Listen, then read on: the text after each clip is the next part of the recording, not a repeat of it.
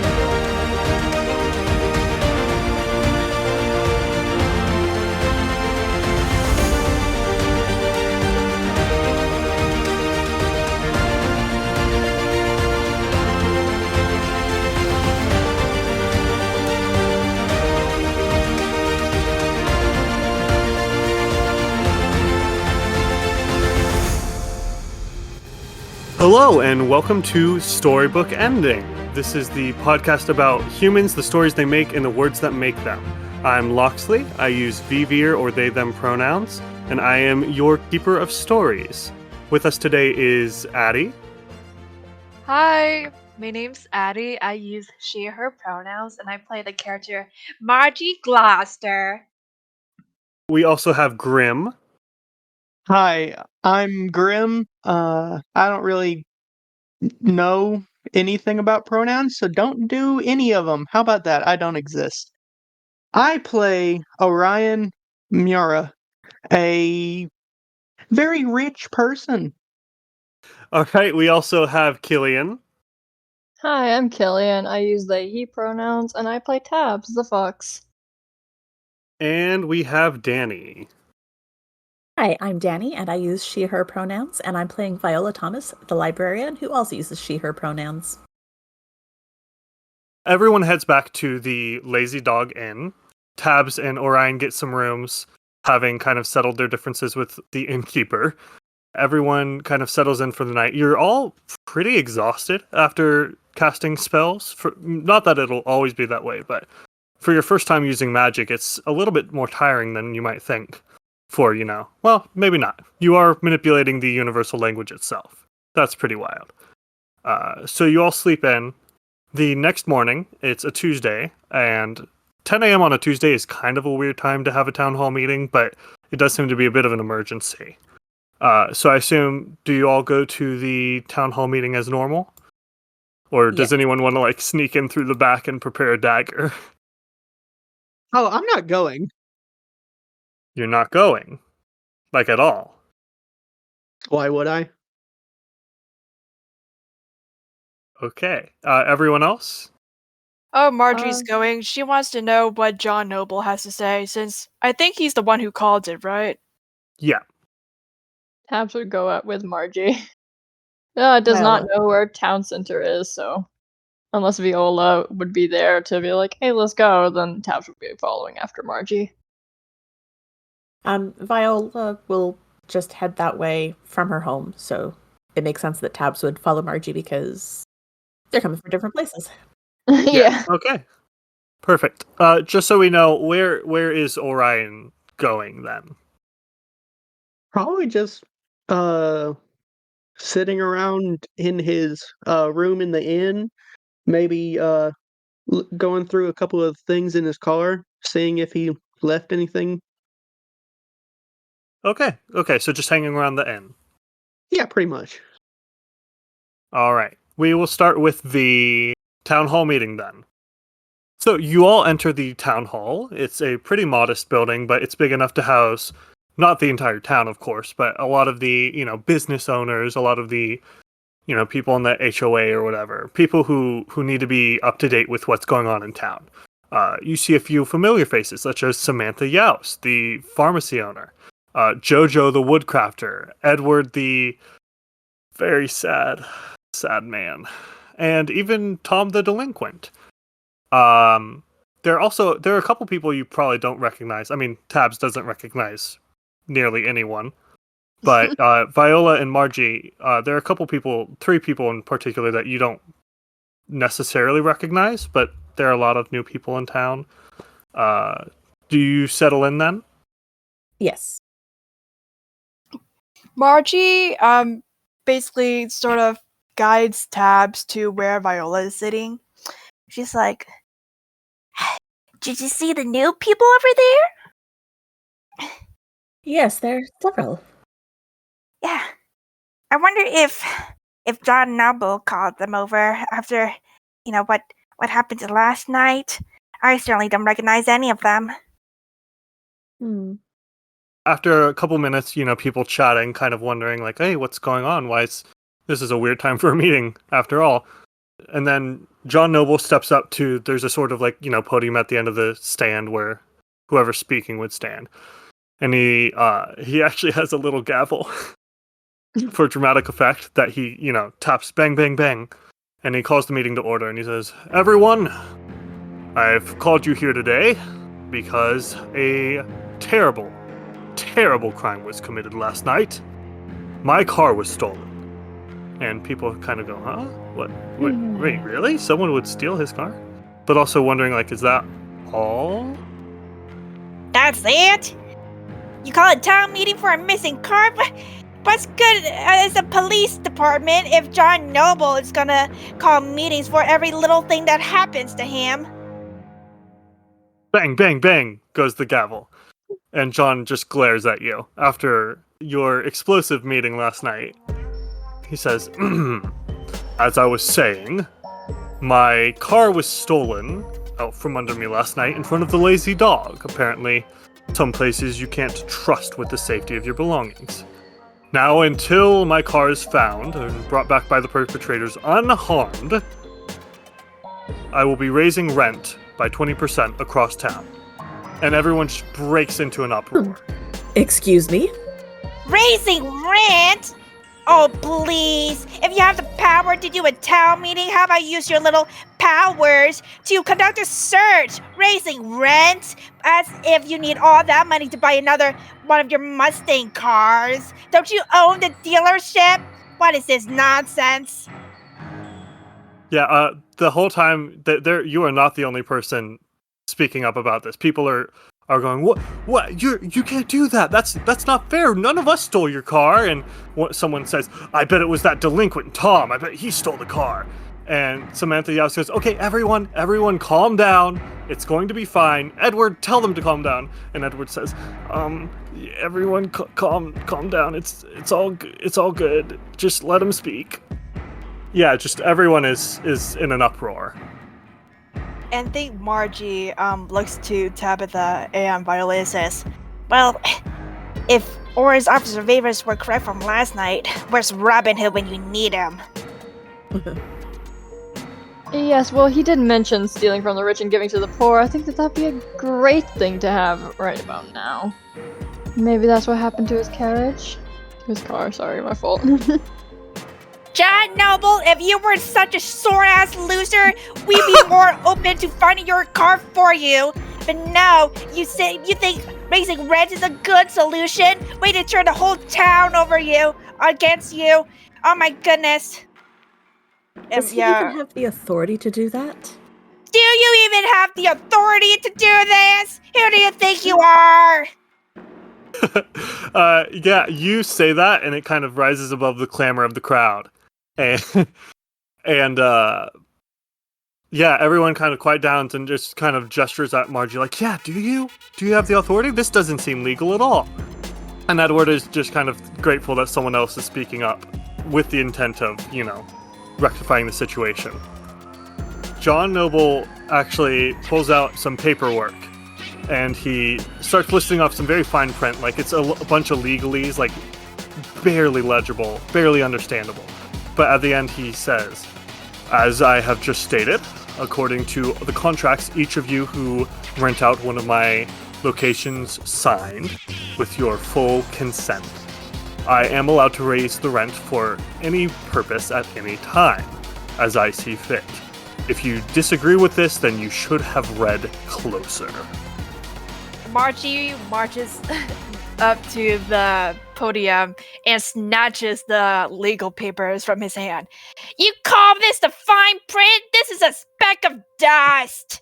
I should be suing you for being ableist against people who can't fucking see. All right, Margie. That is not where I thought you were going with that. He just kind of crosses his arms and said, I also have electronic paperwork with screen readers. I'm not that monster you think I am, Margaret. Well, did you offer that as an option to everybody? If you wanted accessibility, you should have asked for it. It should be already provided for, you dingbat. Yeah, people at this argument just start raising their voices again. It's devolving into chaos once more. God damn, I love Margie so much. I know, she's truly the hero we need. She is the hero we need. I think Viola sits down with her tablet and pulls up her copy of the... Actually, I don't think she rents the library. She just works there. Yeah, I was about to say, I think it is public property, right? And I do think she probably owns her own home. Yeah, that's been established. She doesn't feel like could probably have some of the general paperwork on file if you wanted. I think she's been friends with Margie for long enough that Viola pulls out her tablet and sits down with a copy of Margie's rental agreement, because Margie rents the land from the city, or from John Noble. Does she? And I have no idea, to be honest. given how apoplectic she is, I would think that she at least rents the land. Yeah. Leases the land. Yeah, we'll say, if not the lazy dog, then with all of her very many business ventures, she rents something from him. Yeah. Like maybe the postal office or the parking lot where her food truck goes. Yeah, we'll say that she rents out certain locations, or like has a little mini lease to park her food truck there. That makes sense to me. I think if John Noble technically owned the Lazy Dog's location, he would have used that by now, I think. Yeah. But I think Margie has some sort of paperwork from John Noble. Mm-hmm. So I think Viola's going to pull out whatever agreement that Margie has let her have a copy of. And she's not going to do any sort of actual magic with it. She's just going to do computer magic with it. Ooh. And she is going to search for specific terms, such as termination of lease, termination of agreement, and try to find out what the specific requirements are for terminating an agreement with John Noble, with the thought that, it's great that he wants to raise rent on everyone, but if we all just stop renting from him, it's going to hurt us, but it's going to hurt him even more. So going on like a renter strike, basically. Yes. Okay, I like that. Basically say, fine, we don't want to rent from you anymore, so... Yeah, I like that. Let's have that be a roll. I think it's going to be against John Noble's scheme. Does that make sense? It does. And I think for her, it'll be reason. Yeah, that definitely makes sense. Let me roll his defense roll down. I will have you know, scheme is his highest stat. I finally made a stat block for him, so I actually know what he's rolling. And he didn't roll above a 4. Let's see. I also rolled a 4.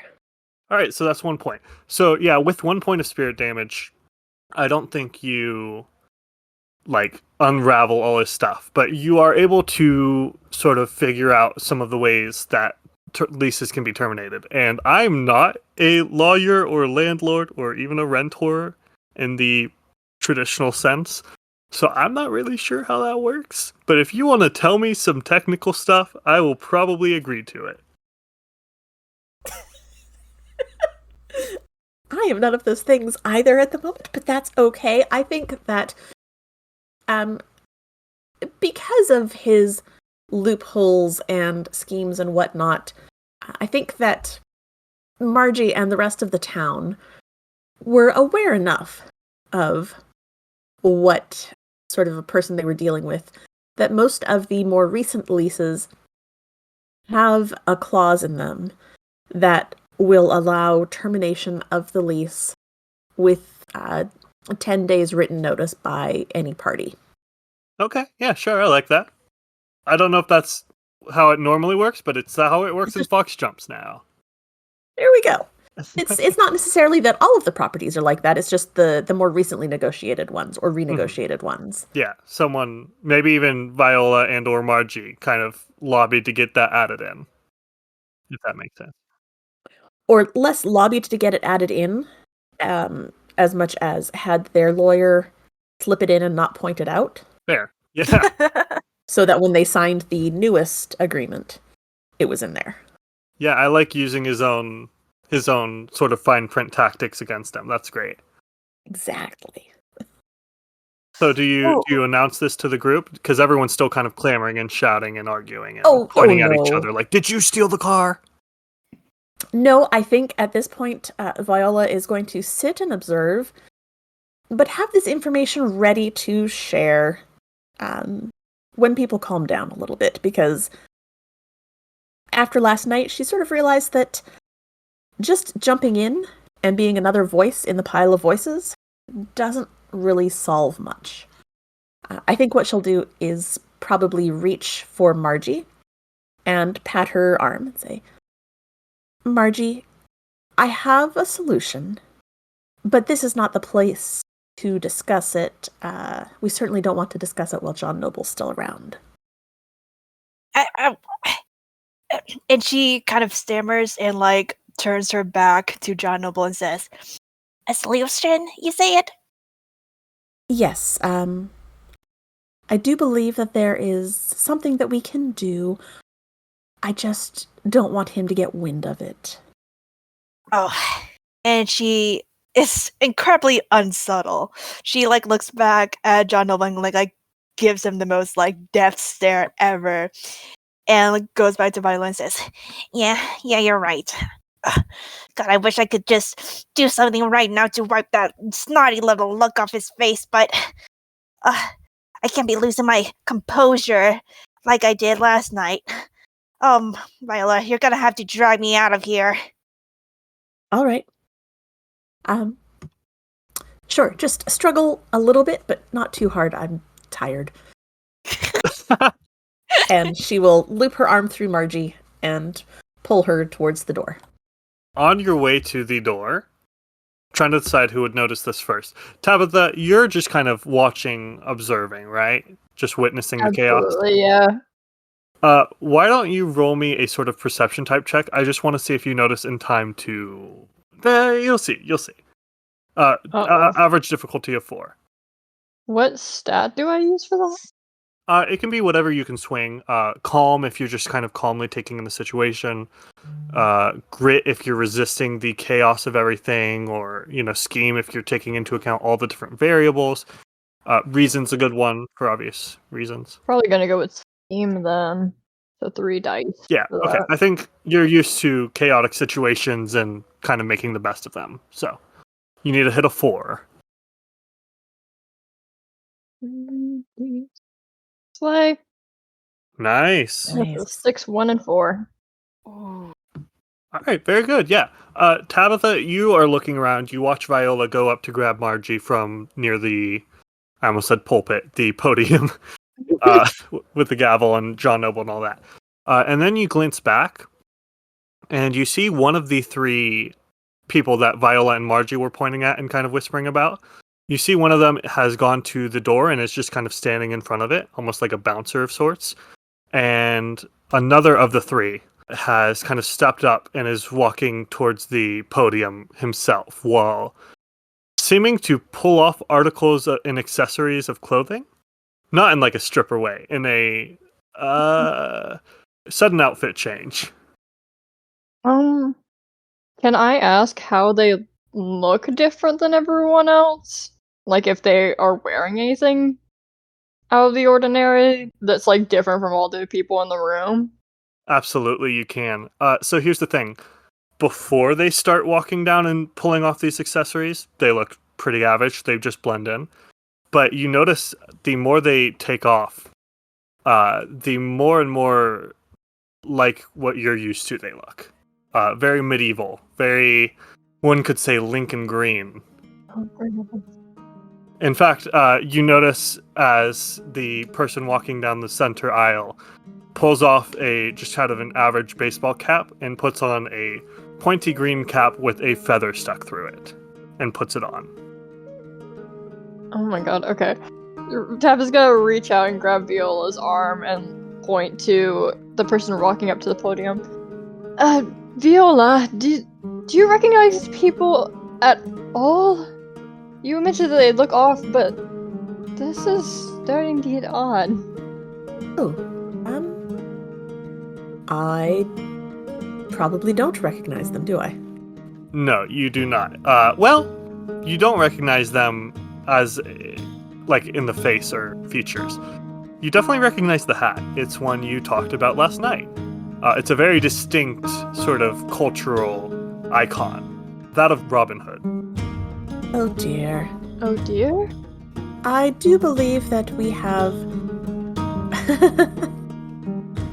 this might be one of the men that Orion mentioned meeting in the woods.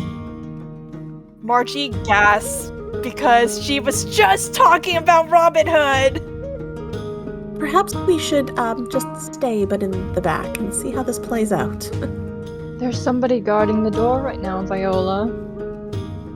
Oh, well, then I guess we weren't going to leave anyway. I think the reason you've had so much time to discuss this is because people are kind of crowding the sort of aisle in the center of the room.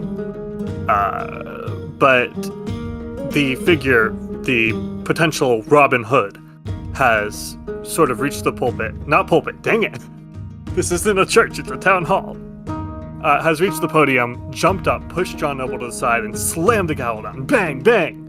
And he announces to the room, "Citizens of Fox Jumps, I am Robin Hood. I am here to fight off inequality and the treachery of the elites. I'm here to stand up to Prince John Noble." And he gestures to the side at John Noble. And he says, "This man, he taxes the poor. He raises your rent. I will not have it. For every time that the rich steal from the poor, I will steal right back, and I will spread it, and maybe keep some for myself. But I will fight back this inequality at whatever the cost." So you stole the carriage? Get him! Oh, Margie. I love Margie so dearly. Yeah, Robin actually pauses and looks a little bit confused and says, "Carriage? No, I haven't robbed any carriages since I appeared in this strange land." But everyone is just kind of standing there watching him. Like, the din has quieted and calmed. The dust is starting to settle a little bit, just momentarily, as everyone looks at this very odd Lincoln Green-clad figure who has unslung a bow from his shoulder and is just a very odd sight in the modern U.S. town of Fox Jumps. No one has quite decided to jump this man. Most might be assuming that he's just a weird YouTube prankster or something. If you want to rally the troops, you can maybe do an impulse check or even a spell. I don't think Margie does want to do that. It's more like, if he's the one claiming to steal from the rich or whatever, how come like John Noble won't get him? instead of like attacking everybody else with like rent prices, you know? I understand. Yeah, John Noble just looks flabbergasted, in a word. He is stepped to the side and is kind of brushing himself off. He's like, "You stole my gavel." He doesn't actually say that. You can see it in his eyes that he's upset about losing the gavel. He really loves that gavel. But yeah, he does kind of get that same idea, and he says, it was you who stole my car." And Robin Hood says, "I don't know of what you speak. Our voices are very similar. Damn it. No, Robin Hood," he says, "I didn't steal your carriage? What? I don't know why you pronounce it that way. But no, I didn't steal it, though that is a pretty good idea. I bet you have plenty of wealth in there that I could distribute to the masses." And John Noble starts rolling up his sleeves like he's going to get in a fist fight with this man. Of course. Yours. Do we need to intervene in this one, or shall we just let them get it out of their systems? Well, Is it even our place to intervene? maybe she won't intervene just yet, but she nudges Viola and Tabitha and says, Do you think that fuck, what was her accent? Do you think those the same man that Orion saw last night when he was talking about the LARPers? Or do you think it's actually Robin Hood? I think they're probably one and the same. They fit the description that we were given. I believe that has to be who Orion was speaking of. So, that implies that storybook characters can come to life. Because I certainly didn't summon them. Not with my magic. Not with mine either. No. I've barely tampered with mine. Oh dear. Well, what should we do then? Well, the doors are all blocked, I believe. I don't know where else we can go, but I don't think that this is time for bloodshed. We should intervene to some degree. However, I don't believe that we should take many hits from this. We should be cautious. I will point out, there are only 3 of these figures. The other 2, besides Robin Hood, have also started sort of shedding their disguises. One thing you gotta know about Robin Hood, he loves a good disguise in the book. He loves it. It's his thing. It's his jam. Fashion is his true passion. But one of them, a very, very large man, just broad-shouldered, tall, like 6'8", something like that, carrying a quarterstaff, is standing in front of the main doors. The other one is just kind of on the side of the room, just watching and waiting. That's just the main entrance. There are definitely going to be some, there's definitely going to be a back door behind the podium, stuff like that. There's got to be, for fire safety and whatnot. So there are definitely other ways to get around it, if that's what you choose. Still kind of blocked off, though, by Robin Hood and John Noble being up. Damn. That's fair. You could sacrifice John Noble as a pawn to get him distracted. Perfect plot. But yeah, now that, I will say, now that people are starting to realize, like, oh, this isn't he hasn't shouted, it's just a prank bro. I don't see any cameras. People are starting to get a little bit scared because they are drawing weapons. They are drawing legitimate old-fashioned weapons, but they are drawing weapons. So people are starting to get pretty nervous. Okay, this is where Margie steps in and she kind of like shoulders her way through the crowd to get to the podium. She's like, enough! Goodness me!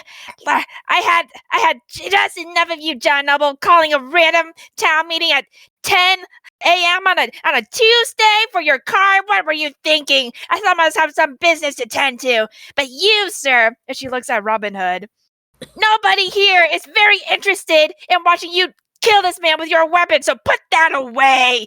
Aren't we civilized, folks? God.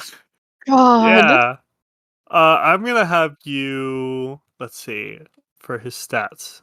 I'm going to have you roll in attack, not like a literal physical attack, but an impulse check.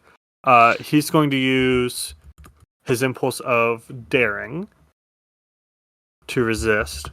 Oh gosh. Now, the way I'll go into this a little bit. The way that this type of enemy works in Spell the RPG, they're called behemoths. They're generally your boss monsters. They have multiple layers, so they're not going to have a super high impulses for each layer, but they have multiple layers you have to get through before they're defeated. So he's going to be resisting with 2d6 daring. Oh shit. Which, should be pretty easy to beat, and he rolled a 6. Oops, I spoke too soon. That's brutal. So you gotta hit a 6 to deal any spirit damage Okay. to him. How many d6s should I roll? Because I was thinking of going with reason as my impulse, and I only have one for reason. It would be 1d6 then, yeah. Okay. But if you think you can swing another, like feeling would Ooh. make sense, something like that. What about grit? I think that makes sense. Okay, roll 2d6. 7. Aw. Oh well, no, that's a 4 and a 5. A 4 and a 3. Oh, 4 and 3. Yes, I cannot Yeah. read.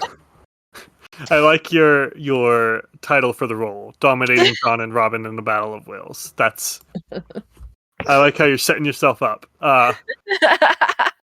John Noble does look a bit just kind of put off. Like, God, Margie Gloucester just keeps getting in my way. But Robin Hood just kind of looks amused. And he says, I like the fire in you. Perhaps if you weren't a woman, you could join me. Though I did allow Maid Marian to join me. Oh Yeah. my god. Those are the wrong things for him to say. Yeah, Those are no, for fighting sure. words. But no, he does not put away his weapons. But does he still have a gavel? I think he's Or- put the gavel back down on the podium to draw his bow. Right? Not right. Margie snatches the gavel and says, Say that one more time, gentlemen. You were talking to Margie Gloucester, bitch. I'm this town's handy woman. I can do anything you can't. I think while all this is going on, Viola would like to pull out her pen and start clicking. Okay. And try to sort of wrap up both Robin and John. So she wants to encase them in some sort of magic to keep them from struggling and moving and shooting each other and just being men. Mm-hmm. So a sort of hold person. Yes. All right. Let's see. So that would be a new spell unless you can swing. I don't think you can really swing Nope, by. I don't think so. I think that needs to be a new spell. All right. So this will have a couple of rolls. The first one is the casting roll. So just like any new spell, I think this is the first new spell we're using offensively. So what impulse will you be using?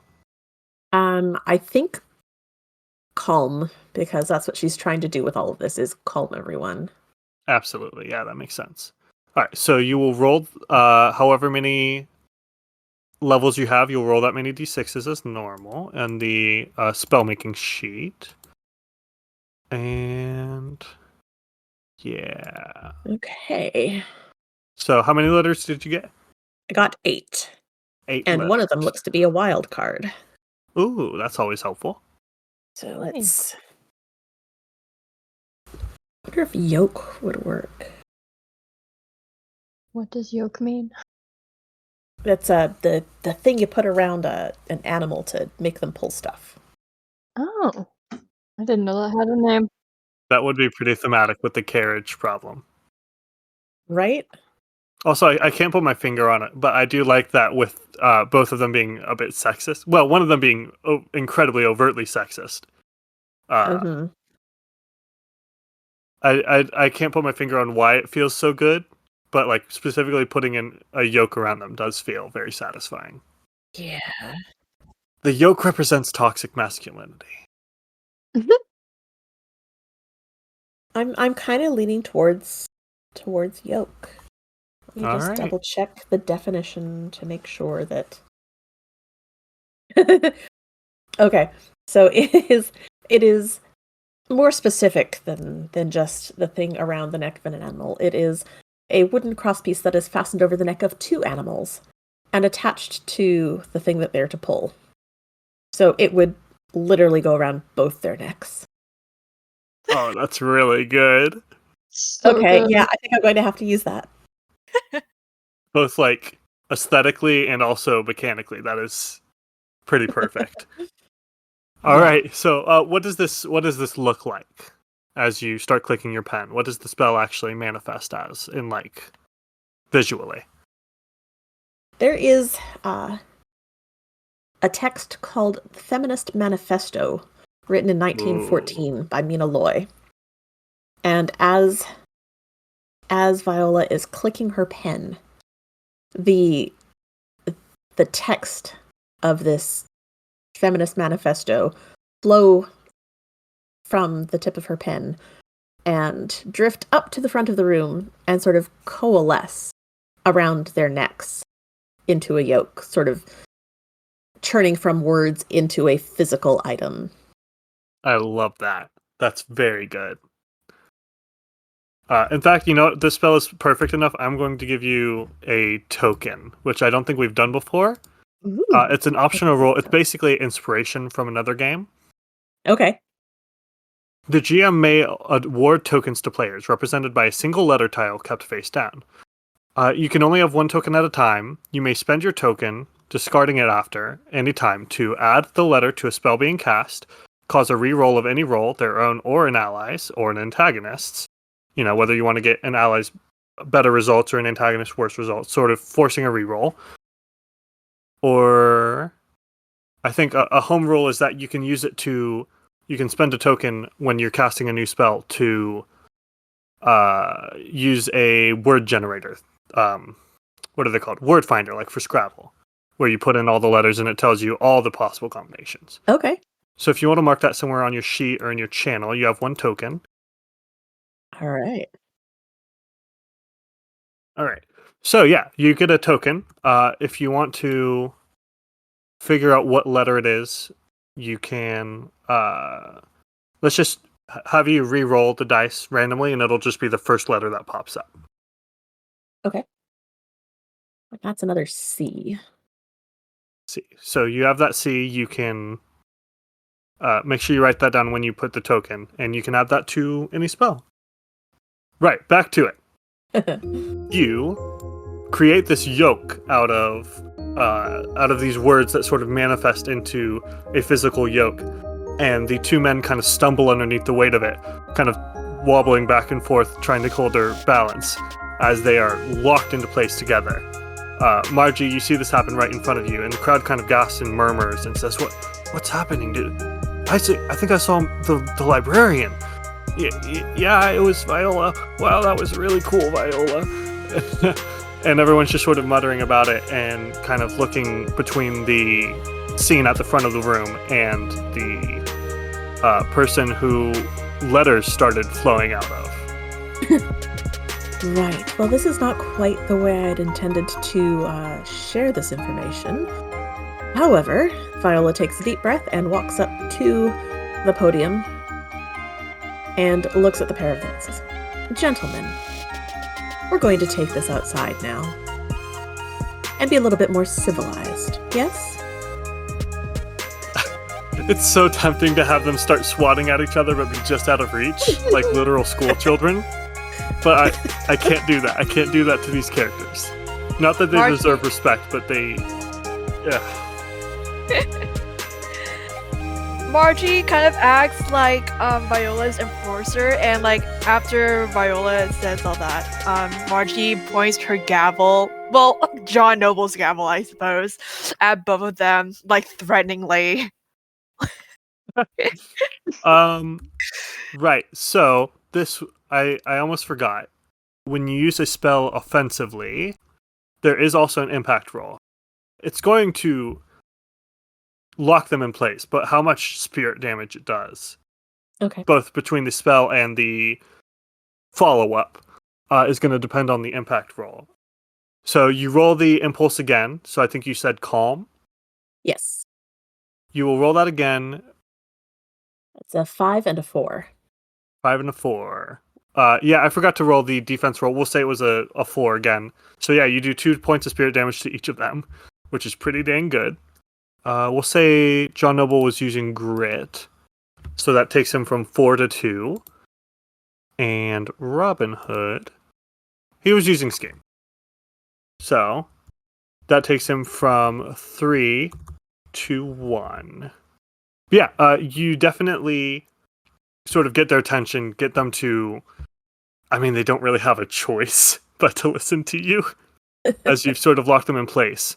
You do notice, I think Tabitha again is the first one to notice, having not gone up to the front immediately, that the other 2 figures that came in with Robin Hood are sort of drawing their weapons, eyeing the situation. But Robin Hood raises a hand and says, "Down, men. Very well. Seems we are dealing with forces beyond the norm of Nottinghamshire and Sherwood Forest. All right, fine. We'll take this outside."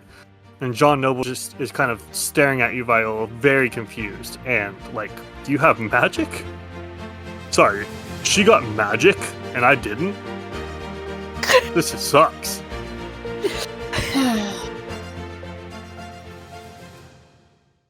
The year is 1890. The place is a quickly growing city in England. The problem? There's been a murder. Well, Martin, there's been an incident. From the crew that brought you Thornvale, a new Urban Shadows actual play adventure arrives. Meet the Lord, Martin Harcroft. And of course, you're still not interested in sharing your plans. Not until things are a bit more developed. The blind industrialist, Sebastian Ferris. I actually own the factory over yonder there. And the ghost who's in denial about her own undeath, Eleanor Rigby. You're a ghost? What? No, very much alive. I think it takes one to know one. Master of Ceremony Susanna will take Andrew, Wesley, and Hannah through a dark and gritty city. You don't know who Samson Casey is, and you're walking around here alone. Full of secrets and magic. There's a bit of a pop of green light, and in her hand forms a glass of wine. These unusual companions will have to team up to answer one question. Who killed August Hayworth? August Hayworth? Hearing his name, he kind of blearily looks over at you. He looks confused. She slaps him. And he kind of reels back a little bit, and he says, "Oh, that felt familiar." Welcome to Fellhaven. As you all head outside, and most of the town they're just kind of staring at you, murmuring to themselves. So we are going to finally cut over to Orion. Orion, you are just kind of hanging out in your room. 10 o'clock comes and passes. You go downstairs out to your car, which I think you probably moved to be by the Lazy Dog. Does that make sense to you? Yes, most likely. Yeah. I can't imagine why you wouldn't bring it with you when you move back to the Lazy Dog. Oh, yeah. On the way back from the library. Right, exactly. You're out there maybe like looking around, you're trying to get settled in, you're checking if you forgot anything in there. And someone sneaks up behind you. They don't sneak up, but they come up behind you, and you hear right over your shoulder it's you again. He looks behind his shoulder, not really paying attention. He's like, huh? Right now he's wearing glorious baggy pants and a shirt that says, in most lovely Times New Roman print, when I said it, I liked it rough, I didn't mean my life. Oh God. Yeah. Oh God. Yeah, no, that's his shirt. He hasn't put on his jacket or anything that he sometimes has. So yeah, no, that his okay. very comfortable shirt is right there, I'm sure. Thank you so much for clarifying. Oh no, I have to. Okay. Fundamental part of the character. Anyways, Yes. You glance over your shoulder, kind of not caring, and you see the person who claimed to be one of the sheriff's men standing right behind you. And behind him is someone else who's in very fine clothes, but not frilly. They seem awfully practical as well. He has a sword at his side, a crossbow on his back, and he looks very serious. There are no weapons drawn at me right now, are there? No. The sheriff's Okay, man, cool. when you left off, he sort of left you with the assumption that you were just a village idiot that was kind of an asshole, but not a real threat. Yeah, fair assumption. That's the mark I strive to leave on the world when I die. Yeah. And he's gonna do a double take because he kind of looked over his shoulder, then looked back to grab what he was reaching for before. He's looking at this with a raised state of mind. I don't know. He got some sleep and he's not as stressed out anymore, so he's kind of barely any more practical, but he's like, "Oh, hi. Um, hello." The man behind him, the more serious looking man, says, "Greetings, civilian. I don't suppose you can point me towards Robin Hood." No, I've just been here. Just chilling out. And he strokes his evil goatee. Not the evil goatee. The evil goatee, mwahaha! He sort of frowns at you and he says, "Perhaps you don't know why you should be listening to me. I am the Sheriff of Nottingham. I am a man deserving of respect and assistance in capturing the fiendish outlaw Robin Hood and his merry men. You will help me. You must know your way around this town. Perhaps you and your strange metal beast can help me find my way to around town. I couldn't find him in the forest." Couple of things. First of all, my strange metal beast is a car, and it's full of my stuff, so y'all ain't gonna be able to get in. And, Interesting. I and jurisdiction any? I don't know.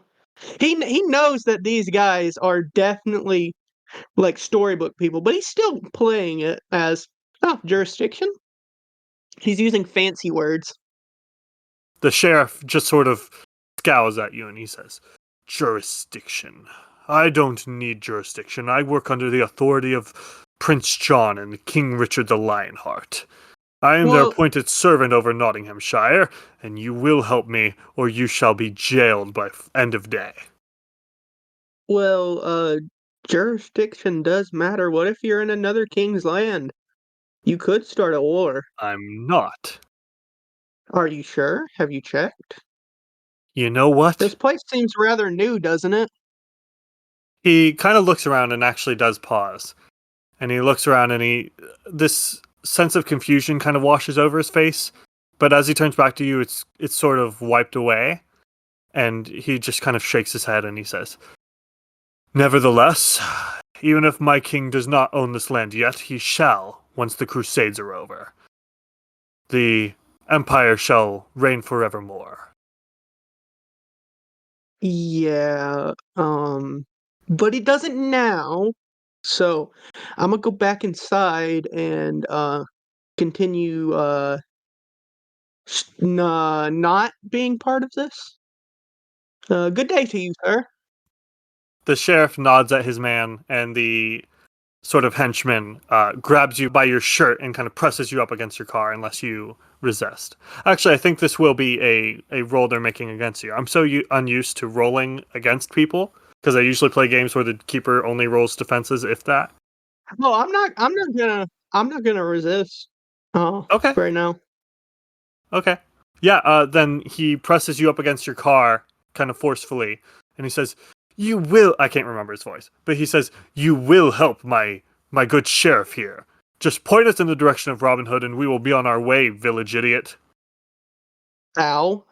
Anyways, I said I don't know, so like, what are you gonna do? Like, magically make me know something? Like, go ask someone else. It's not that hard. Certainly, you at least know where people might be gathered here. I haven't seen anyone in town at all. This seems like the kind of place to be having, a fair, perhaps. A festival. Okay, so, I do have an answer to that question.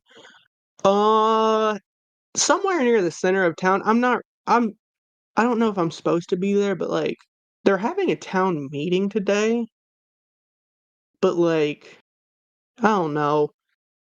Yeah, I mean, probably a couple people there. You probably get more information.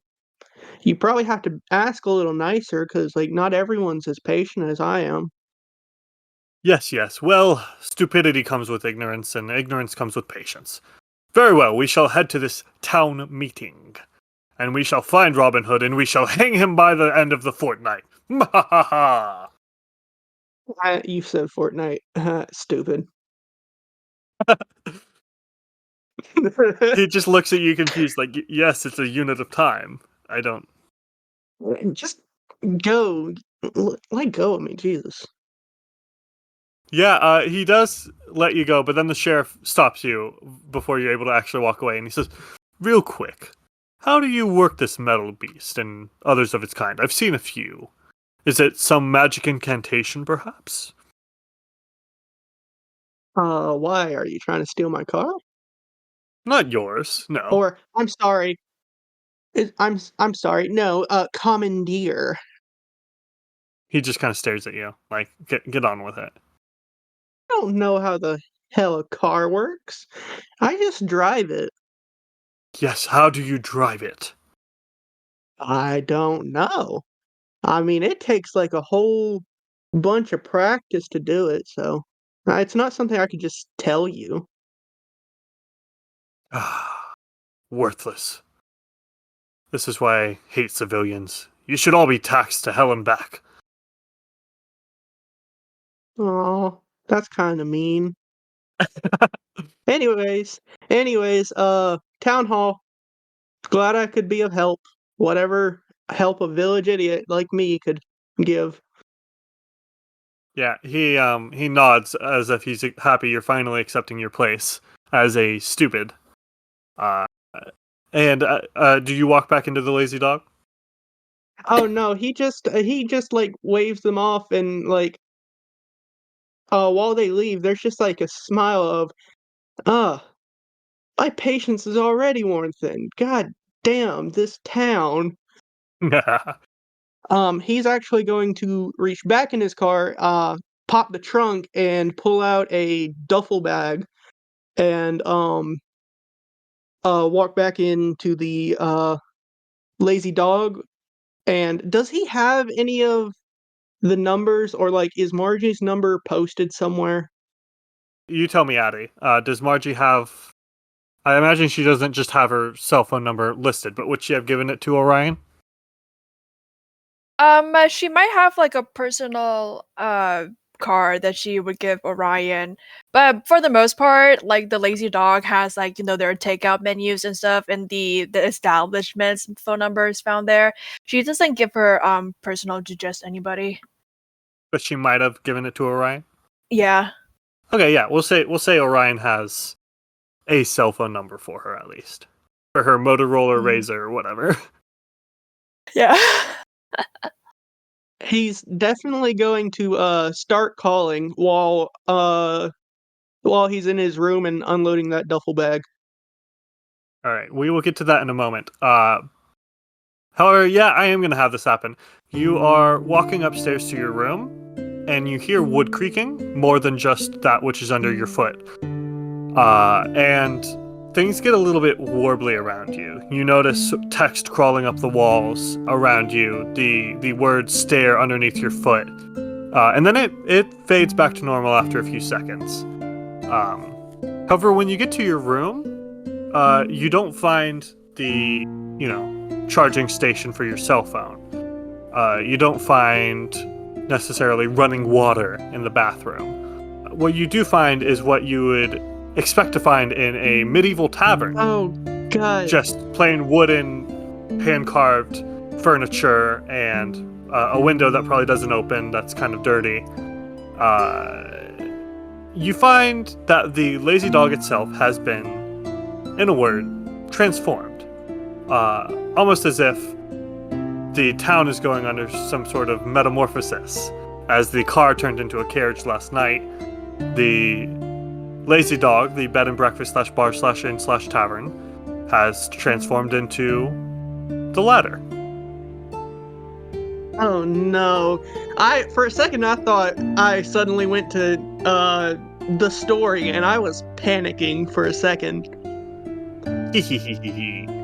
Yeah, no, with that he feels a little more urgency. So while he's calling, he's going to snatch out a couple things from the bag, which are just like clothing items, and he's just gonna take that and kind of like, while he's calling, grab those and start heading back down the stairs like, this can't be good. It sure can't. Margie, you are helping Viola walk the two men, John Noble and Robin Hood, in their wooden yoke, which I imagine is quite heavy. Yes. It kind of looks like they're in, what do you call it, the stockyard, right? Where you'd get like rotten tomatoes thrown at your face in the movies. Yep. Except they are standing up and walking it with them. But you're walking them to the door when your when your less than smart phone rings. And Margie goes, oh! And she kind of wrangles it out of her back pocket and goes, oh, Orion's calling me. She picks it up and says, Orion, is everything okay with Lazy Dog? Oh no, she has like a spidey sense for it. Oh, Well, yeah, that's where she left him. You already have my contact made. How nice. So Lazy Dog is weird, but that's not the most pressing issue right now. So, What do you mean it's weird? Hold on. Please. Sorry. Like, you know Robin Hood, right? Oh, do I? And she looks at Robin Hood, who's like kind of hunched over in front of her. Mm-hmm. Well, did I tell y'all about the deputy I met last night? I think I did. Oh, So, you mean to tell me he's here too? yeah, actually, him and I think the evil sheriff from the story is heading y'all's way. They, accosted me while I was getting stuff out of my car, so I sent them that way, hoping they get lost, but, what? It sounds like something's going on out there, like, Well, everything okay out there? not really, 'cause we have Robin Hood and his little green man like Oh. yeah. He called me like he's a sexist pig, He was saying how he liked my spirit, but I'm too much of a woman for him. And well, Viola did her little trick, and well, we're kind of marching them and John Noble actually to the town center, not hall. We just left the hall. We're going to the town center. Should we have doubled back? Margie, a little problem with that. So, the sheriff wants to, have what's-his-face hanged, and, from what I read in the story, anyone that they deem as, hiding Robin Hood or holding him is, like, very not treated well. Well, that's just my interpretation, but I don't think you should, uh, be with the criminal when old-fashioned cops show up with swords and crossbows. Like, I'm headed that way right now, Wait a second. Wait a darn second. We don't even have the gallows in this town to hang anybody, first of all. And what two characters are gonna do with us? We're cops. Well, Cops. I will take this quick pause to say, Orion, as you exit the Lazy Dog, you do see that the carriage is gone, along with the horses, so that's weird. All my friends. I was gonna befriend them. I think Margie is pretty worried though because there were only 3 storybook characters in the room and they had weapons, and so I suppose the deputy and the evil sheriff would do more damage if they have like I don't know what the term is called anyways. She doesn't hang up on Orion, but she does put her phone down and goes to tell Viola and Tabs. Looks like Robin Hood isn't the only man we gotta worry about. Orion's telling me that the deputy and the sheriff is here? Or is on our way here. Pardon me, who? Do we know? The sheriff of Nottingham? The sheriff? Well, if that's where they're from, I suppose so. Oh, You just hear dear. on the phone, like a little louder. Evil goatee. Yes, that sounds about right. It sounds about right. What do you mean by that? Well, that sounds like an accurate description of the sheriff of Nottingham. Have you met? Not personally, but I've read his stories. Stories about him. Oh, what should we do? You know I'm not much of a reader. I like my crosswords. Right. Well, perhaps we should get back to the library. I feel like getting some information would be an excellent plan at this point. Wait, Maybe Orion should meet us. where should we put these two then? I don't particularly like John Noble, but I'd rather have him be a changed man than a dead one, you know? Is there a place within the library we could keep them? You aren't keeping me anywhere. I'm a free man. I live in the United States of America. No, sorry, he doesn't say it like that.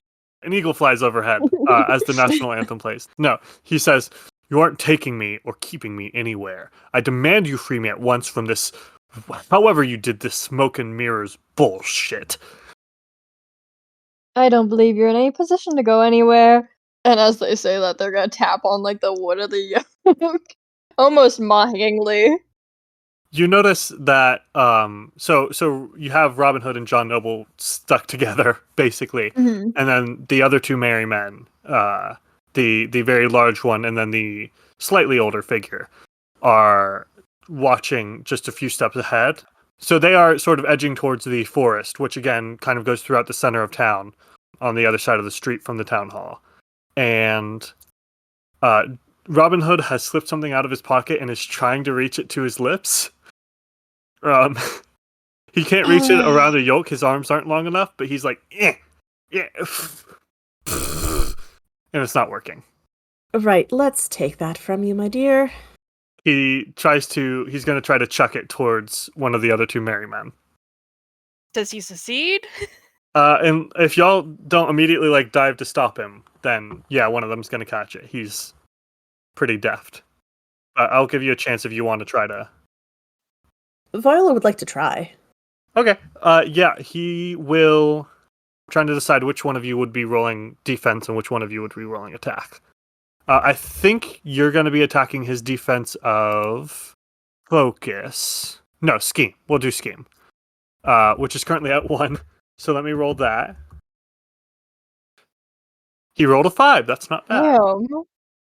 So you want to roll a 5 or above, and if you do this, you will knock his scheme out completely. So he will not have access to it anymore. I feel like this is probably going to be focus. And that's a 2, so nope. He does not catch it.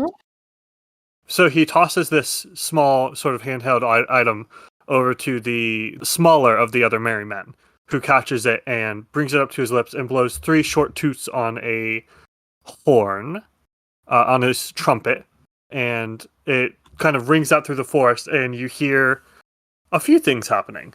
You hear people running through the forest towards you, and you also hear the loud clattering that we mentioned a couple episodes ago of carriage wheels on pavement, rattling towards you from down the street. Oh, come on. I believe that we should leave. Fine. And leave them to it? I think this is as good as a chance as any. Oh dear. Do I need to roll to release a magic, or is that just sort of a free action type of thing? No, you can. I believe the rule for ongoing spells is you can end them just whenever as a sort of free action. All right. As much as it pains me to do this, she's going to release the yoke. All right. Yeah, they kind of stumble where they stand and are rubbing out their necks. John Noble just glares at you. Don't be idiots. Go do something. I don't care. We're going to the library. Yeah, John Noble just starts kind of stumbling away. Like, he's clearly lost control of the situation. Things got really out of hand. So he just starts sort of fleeing, in a sense.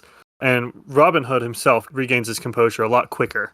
He sort of steps up towards the edge of the forest where you see the shadows of several more men inside the tree line. And he pulls something out of his pocket. It seems to be a book. It looks like one. He holds it up. With a quick flash, you can actually see the words Robin Hood on the cover. And he says, I had a moment to read this. Can't say I liked the ending.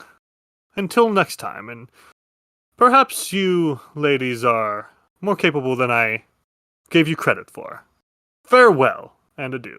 And he backs into the forest and disappears into the shadows. Are you just gonna live in the forest? He shouts back, yeah, that's kind of my thing. And as they're leaving, well, Margie kind of looks to Tabitha and Viola and says, I like to see John Noble try to enforce rent on them. I don't believe he'll be able to. The clattering of wooden wheels on the pavement is getting louder. Right. Let us adjourn to the library, away from whatever's coming our way. Mr. Noble, we'll see you later. Oh, Noble's far gone. He ran away Okay. as soon as you released him. Yeah, he's a little coward. You turn to face Noble and he's gone down the Yeah. street and a puff of cloud is like in his shape. Exactly what I was going to say. Lovely. All right, well, let's go quickly. Should you tell Orion to meet us? Have we disconnected the call? Has he listened to all of this? I think Margie said she was keeping the phone on. yeah, she was. Oh. Well, he ain't listening too close because he's trying to catch up to the sheriff and trail them because for all he knows, they're going the same direction.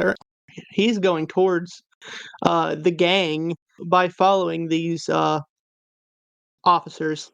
So, like, someone's probably going to have to, like, say something directly into the phone, be like, Would they be able to see the carriages and Orion trailing after them? You will in a few seconds, I'll tell you that much. Yeah, they haven't that's what I rounded the corner yet. And Orion, you're actually pretty far behind because it's a carriage being pulled by horses. Unless you're like sprinting. yeah, but, like, he can follow the sound. Yeah, no, you can follow them. I'm just saying you're not necessarily like right behind them. Oh, no, he ain't behind him. He doesn't want to get caught. He has to keep up the village idiot facade. Fair. I mean, you know what they say, stupidity comes with ignorance and ignorance comes with patience. Oh, They yeah. always say that. Yeah. So Margie lifts the phone to her lips and stuff and says, Orion, you okay there? God, I can't get her accent down. Yeah, heading y'all's way. Carriage inbound, though. Carriage inbound. I think just then it rounds the corner and you see this grandiose carriage of that seemed to replace John Noble's car. It is being pulled by those horses you saw, the Appaloosa and the White Stallion, and it is coming at you with speed. I will say you three are not the only three in this street. John Noble, Robin Hood, and his men have left. However, a lot of the people are still trickling out of the town hall, kind of confused at everything that's going on and kind of watching the event unfolding. So there are a few of them kind of in the street just looking at you, wondering what's happening. Wait, like in the street in the line of the carriage? They're gonna get trampled? Potentially. I think some of them are looking at the carriage and starting to run away, but there are a couple less oblivious people. Oh no. Like, for example, Edward is just kind of staring at Viola like, wow, my crush has magic. I am going to kill him off. He's just too sad to live. Putting him out of his misery. No, I'm kidding. Excuse me? Complete total shit. I'll fist fight you. I'm glad to know he has defenders. No, but he is pretty oblivious, famously. Edward, get out of the way! Unless you want to be trampled on. Personally, I wouldn't like that. It'd make for a truly gruesome sight. Oh, okay. I'll come with you to the library. That's fine. I still need to pick up that book I mentioned, Margie. Edward, go home, please. And stay out of the street, please. Oh, okay. We don't know how many carriages are running amok. Yeah, the carriage gets up towards you now and skids to a stop. The horse is kind of rearing back a little bit. And two men get out of the carriage. One of them has an evil goatee and is wearing pretty fine but practical clothing. The other one is practical but less fancy. They both have medieval weapons on them. And they start looking around. Who are you? Margie greets them. It's a greeting? Yeah. The sheriff says, I am the sheriff of Nottingham. Have any of you seen the outlaw Robin Hood? Well, you may be the sheriff of Nottingham, but this ain't Nottingham. Why do you people keep saying that? Because it ain't Nottingham. I'll admit that this place is strange, but do you expect me to believe I just was magically transported to somewhere besides Nottinghamshire? In Sherwood Forest? No, but it's quite likely you took a wrong turn. This is not Nottingham. This is Fox Jumps. Fox Jumps. Do we look like people of Nottingham to you? Your garb is strange, but so is the village idiot. Your garb is strange. Wait, who's the village idiot? Did we just send him home? Oh no, poor Edward kind of turns around and says, oh, come on. I'm sorry, Edward. I thought you were gone. I thought you were long gone. Oh, poor baby. I'm sorry. He walks very slowly. No problem. Talking shit behind his back. Oh. Oh, poor guy. Goodness gracious. It's okay, Edward. You're our village idiot. We love you. Not all of us. Oh, good. You doubled down. Thanks. Thanks, Margie. I don't know. I feel like her being like, oops, I didn't mean that would be more insulting. You know? She has love for Edward. Okay. A little bit. A little? You didn't have to add that. Alright, anyways. The sheriff's man says, cut your blabbering. Listen to my boss here. Isn't he My just lord. a sheriff? My liege. That's a job. He is a royal servant of the king himself, and more importantly, Prince John, who has been acting in the king's absence. Prince John? He is the man who will catch Robin Hood. Good luck, buddy. We don't have any civilian named Robin Hood living in Fox Jumps. I would know. I never said anything about civilians. Then what is he then? He is an outlaw, a mastermind criminal who has stolen from the rich. Oh, the horror. The poor rich people, and given to those filthy poor. Are you rich? I'm not. I am. Very. That was the sheriff's man and then the sheriff in order. If you didn't. Okay.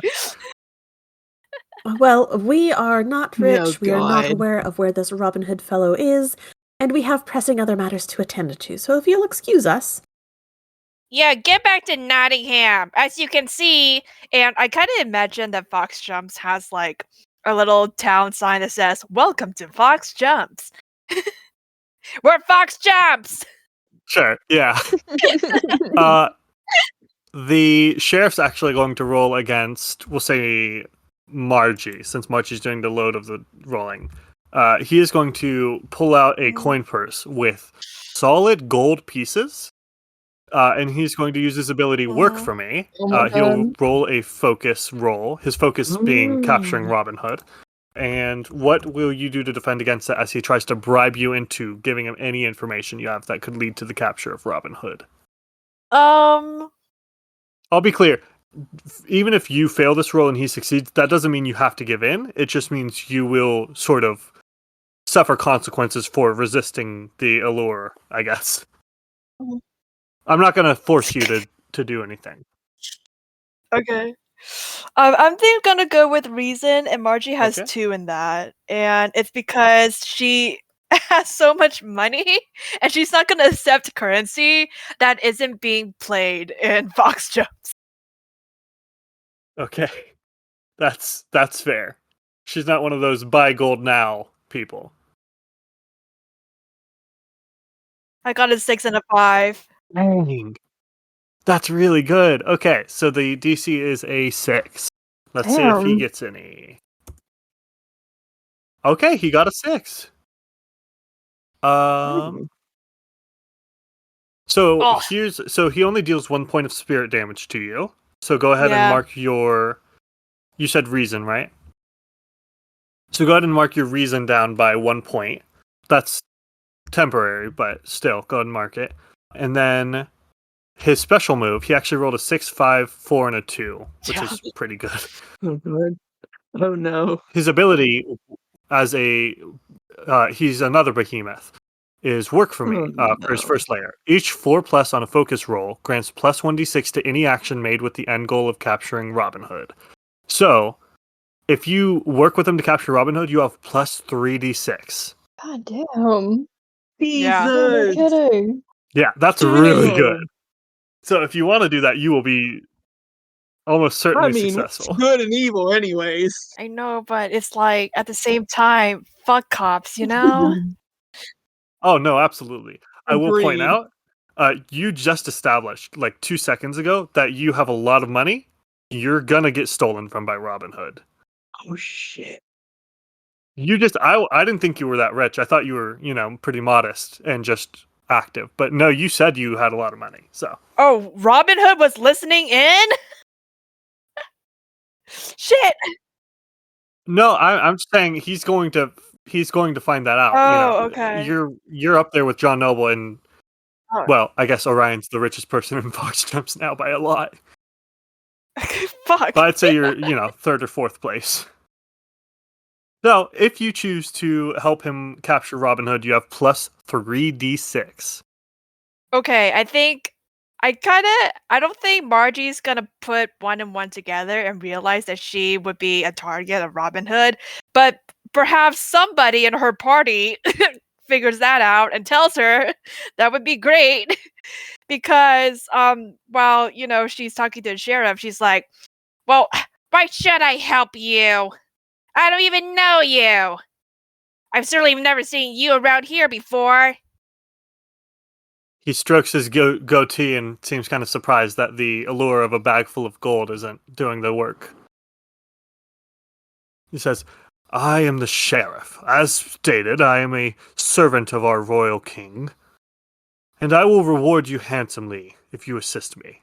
And if you don't, you shall be punished. And he slowly puts his free hand on the hilt of his sword. You're not gonna kill me. And as for your dingbat king, we live in United States of America. We serve no monarch. Hell yeah, Give it an up. eagle flies overhead and the national anthem starts playing. I am saluting at my microphone right now. Viola sighs heavily. Does she say more, or is it just a big ass sigh? It's just a big. Okay. So true. So Margie kind of stops her like little spiel and stuff, and like looks over to Viola. It's like, something the matter, Viola? We're just wasting a lot of time today arguing with men who are too stubborn to see any value in anything. So perhaps we should just move along. Oh yeah. Can they just leave and not like fight the sheriff? I mean, You can try. I will say, by the way, Orion, you're probably maybe out of breath a little. I don't know how fit you are, Very. but you have finally arrived at the scene. He's the farm boy, okay? That's fair. No, that's fair. Go ahead. Yeah, no, he's just gonna stroll up. Village idiot, just walking around. The sheriff's man looks at your shirt and finally seems to read it and says, I can't wait. When you said you don't like it rough, you meant... Oh, you didn't mean your life. You meant your bar brawls, your tavern brawls. That's what you like rough. The face of absolute horror of someone reading it out loud and thinking about it crosses his face. He is absolutely horrified, not just because the dude read it. It's more of like a social horror for the sheriff. He's like, "Oh, you stupid fuck. No. Why Does he did say you that out loud? do that?" He's kind of saying it under his breath, like, "Oh, come on. I can't believe I actually got someone with that." The consequences of your wardrobe choices. Viola sighs heavily Listen, again. this isn't Comfort Colors t-shirt, okay? What does Tabitha do? Steal the bag of gold. Steal the bag of gold. Honestly, though, they're tempted, but I don't think that they're just gonna snatch it from somebody. I mean, the sheriff is pretty heavily distracted by the village idiot and Viola and Margie. You snatch it. You know what? Yeah, let's try and snatch that. Oh, I can't wait for this facade to fall. Oh, hell yes. Okay. That will be... Let's see. He will roll with grit. So that'll be a defense of grit. So that's 3d6. Dang. Grit I defense. thought the sheriff was fat and lazy. Ooh, man, lots of high rolls tonight. Damn! He rolled a 6 as his highest. So you need to hit a 6 too. Quit rolling I'm so gonna be good. daring, because that seems most fitting for this scenario. For sure, yeah. You're rolling how many dice? 3. Oh, that's pretty good. Yay! Nice. A 6, a 4, and a 4. We did it. Yeah. You what's this look like as he is distracted? He's not holding the bag of gold out anymore, but he still has it on him. So what's it look like as you steal it? I imagine that like they've kind of been like edging closer to them, to like not in a obvious way, but kind of like coming around from the side that they're guard? What do I call them? The sheriff's man? The sheriff's man? Yeah, I guess like the side that man's not on, and just kind of slowly reach out and snatch it. Hell yeah. Would there be... I feel like the weight would be like obvious to miss unless he was super distracted by this conversation that he was on. I think with a success, especially considering the DC was so high and you still met it, I think he's not going to notice in the immediate sense. Maybe he's even like, you catch it as he's putting it back on his belt, but he will notice eventually if y'all don't keep distracting him. So it's not like a set thing forever. Alright. So they're just gonna pocket that in one of the pockets on their in their pants. I love that. And slowly walk back over to the group and kind of like lean against Viola's side with like an arm on her shoulder, as though like they were there all along, like, yeah, go on. Oh no, I just realized. Really? You just got a bag of gold, which means now everyone but Viola is super rich. That's a bag of actual He's gold. got knowledge. Yeah, Viola's... She's rich in books, it's fine. Rich in knowledge. I'm less worried about Viola. I'm more worried about everyone else in the Robin Hood mystery. Oh boy. It's okay. All the people who are rich will just throw hands, honestly. I'm sure that'll go great. I don't know about Tabs, though. Margie, definitely. Okay, where were we in the actual scene? The sheriff's man reads out Orion's shirt and just kind of seems confused by it. Orion is horrified by this. Viola is sighing. I think the sheriff just kind of shakes his head and says, If you civilians aren't going to help me, then so be it. Holy shit! Holy shit, is that Robin Hood? Are you doing the point behind him trick? Pointing at the forest. Okay. That's gonna be a roll. Okay, I would actually like to increase my scheme by 1, boosting it to 3. Okay, so spending 3 potential points. Yes. I don't think I have stated much about how potential points work. Basically, you get 1 every session. You can use it to purchase permanent spells or increase your impulses.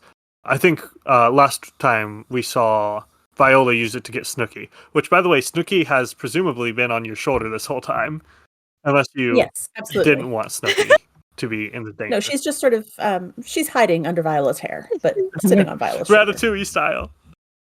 Yep. I love it. I love it so much. Okay. Sorry, I'm gonna cry again every time I think about Snooky. I wonder if they have bubonic plague flashbacks, or if that was even a thing in Sherwood.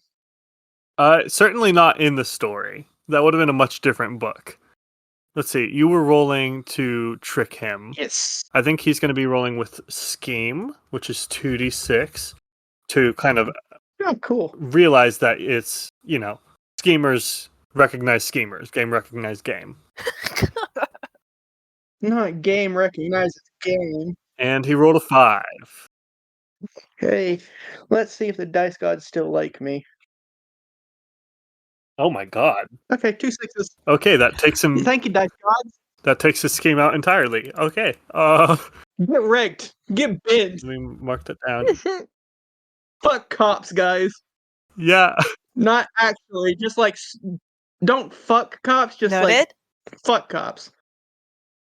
Unlike what your shirt suggests. Unlike what my shirt suggests. Yeah, you pull the oldest trick in the book. In the figurative book. I don't think it's... It might be in a literal... we'll get to that. This is storybook ending. You pull the oldest trick in the book, you point behind the sheriff at the forest, and say, "Is that Robin Hood?"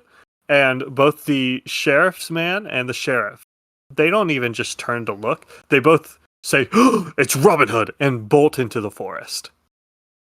Thank God, that's what I was going for. Yeah, with 2 6s, there's no way that doesn't just... Yeah.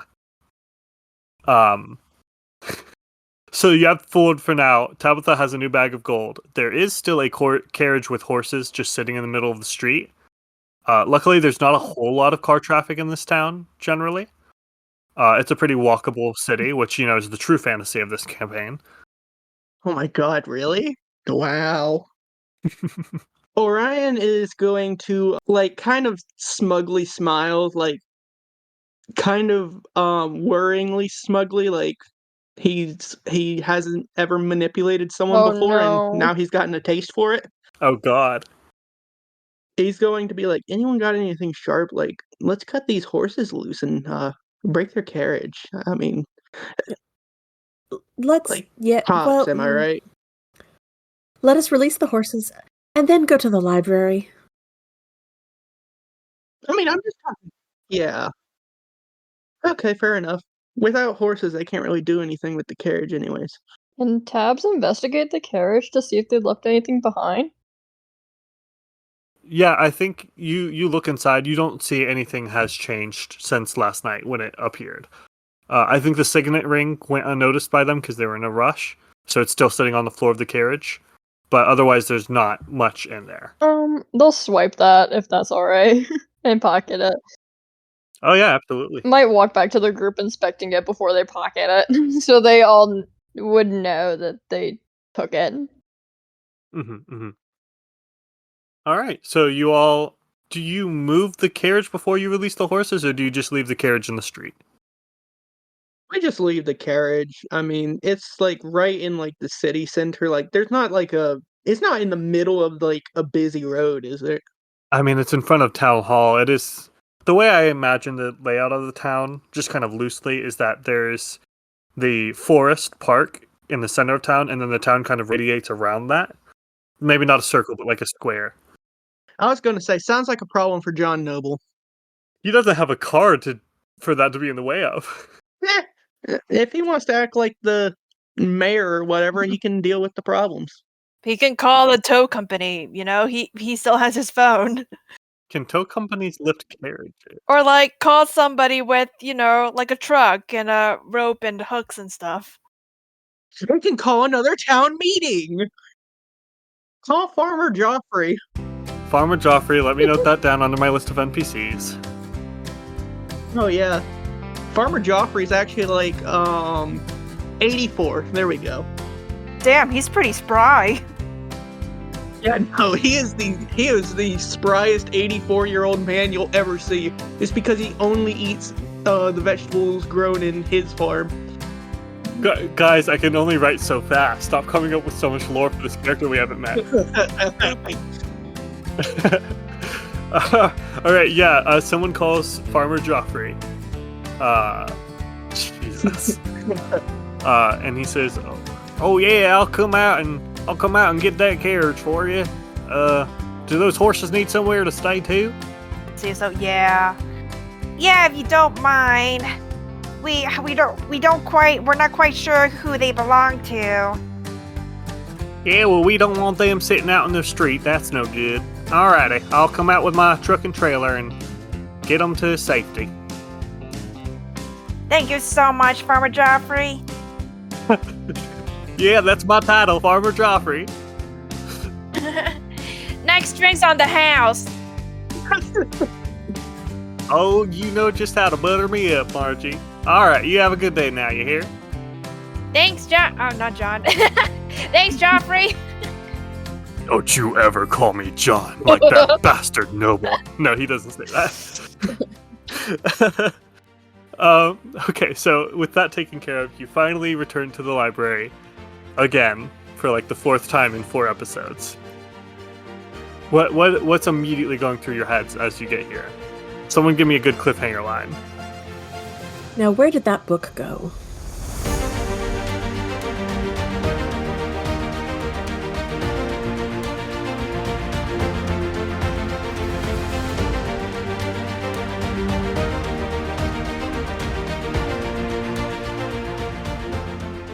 Okay, I think Margie just goes, Orion, when you said something weird went on in my tavern /inn/ bed and breakfast and all that, what do you mean weird? You ever play D&D?